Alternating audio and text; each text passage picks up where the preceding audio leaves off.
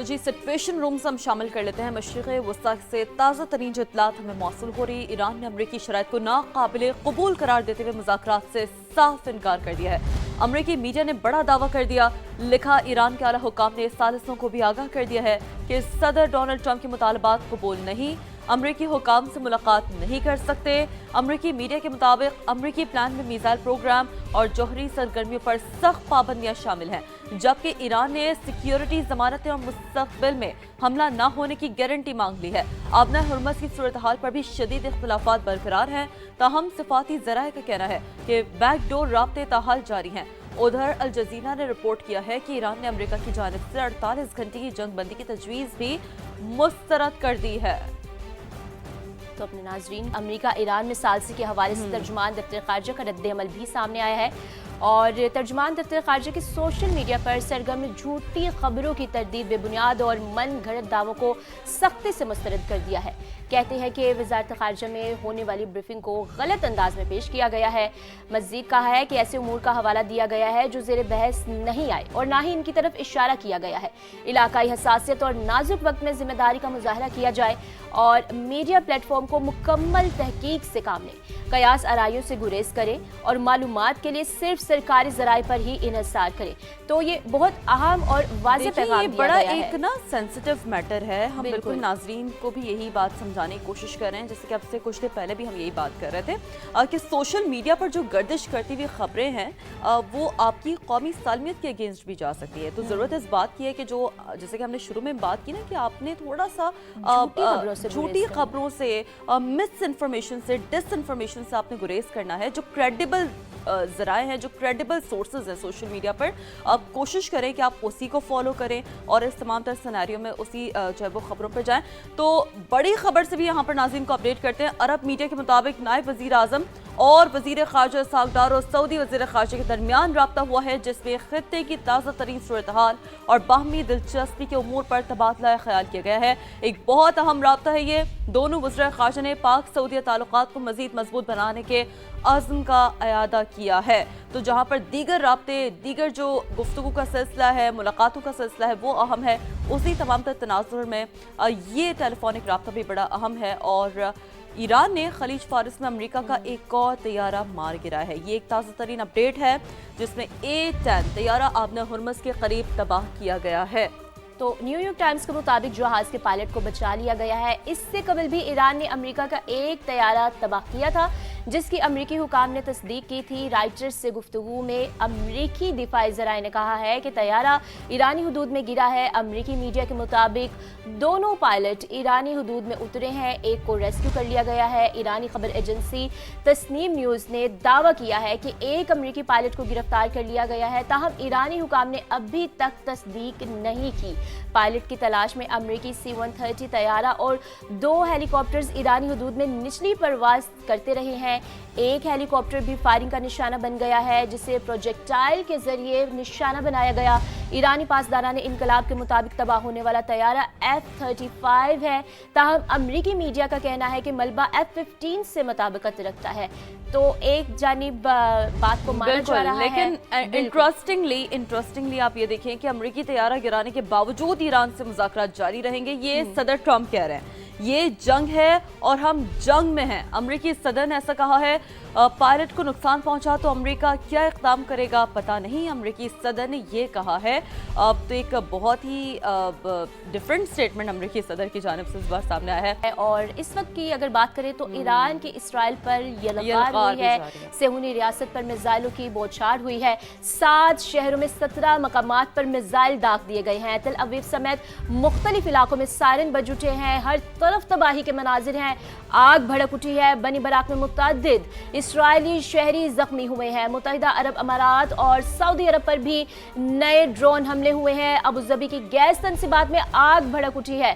Missile کا ملبہ گرنے سے 12 افراد زخمی ہوئے ہیں۔ تو بحرین میں بھی ڈرون کا ملبہ گھر پر گر گیا، 4 افراد زخمی ہوئے ہیں۔ اسرائیل اور امریکہ کی ایران پر جارحیت جاری ہے۔ تہران اور کراچ پر شدید بمباری بھی کی جا رہی ہے۔ تو اس وقت صورتحال جو ہم آپ تک رپورٹ کر رہے ہیں سچویشن روم سے مشرق وسطیٰ کی، وہ یہ ہے کہ ایران کی اسرائیل پر یلغار، صہیونی ریاست پر میزائلوں کی بوچھار، 7 शहरों में 17 मकामात पर मिसाइल दागते, तल अबीब समेत मुख्तलिफ इलाकों में सायरन बज उठे। हर तरफ तबाही के मनाजिर हैं। कुछ मनाजिर हम भी आपको टेलीविजन स्क्रीन पर दिखा रहे हैं। आग भड़क उठी, बनी बराक में मुतादिद इसराइली शहरी जख्मी हुए। मुत्तहिदा अरब अमारात और सऊदी अरब पर भी नए ड्रोन हमले हुए हैं। अबू धाबी की गैस तंसीबात में आग भड़क उठी है।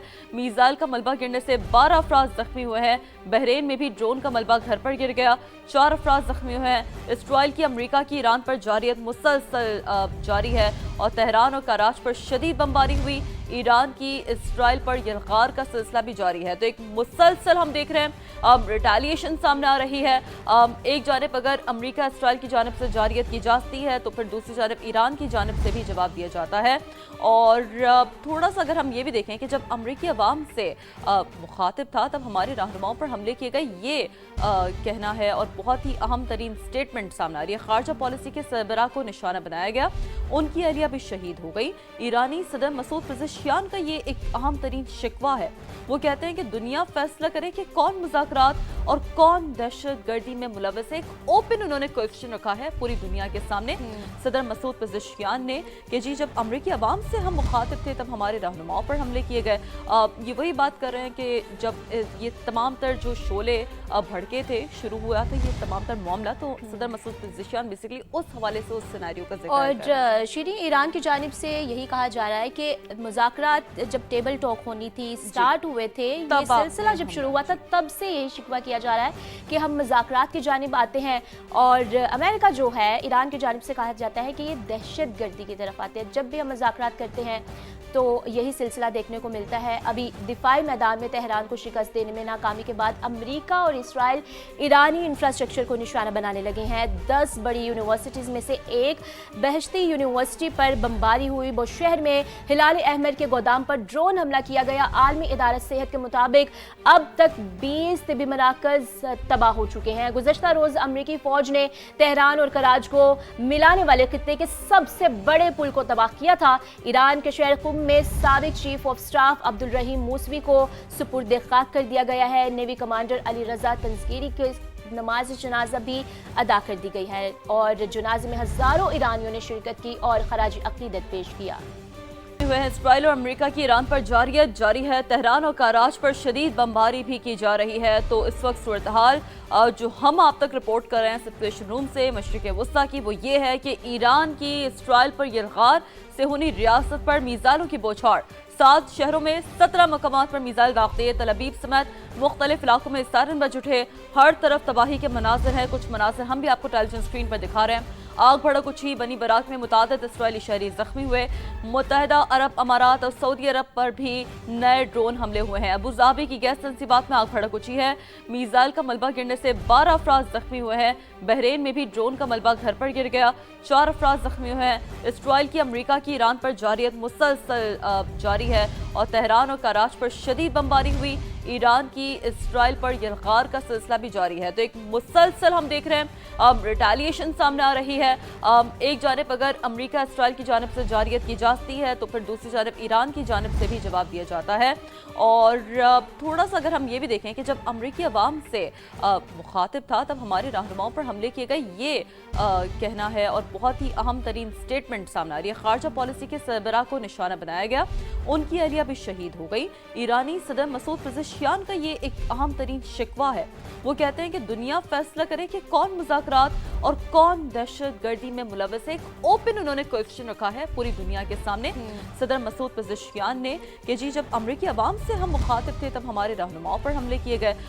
ये वही बात कर रहे हैं कि जब ये तमाम तर जो शोले भड़के थे, शुरू हुआ था ये तमाम तर मामला, तो सदर मसूद पेज़ेश्कियान बेसिकली उस हवाले से उस सिनेरियो का जिक्र और शीरी, ईरान की जानिब से यही कहा जा रहा है कि मुज़ाकरात जब टेबल टॉक होनी थी, स्टार्ट हुए थे, ये सिलसिला जब शुरू हुआ था तब से यही शिकवा किया जा रहा है कि हम मुज़ाकरात की जानिब आते हैं।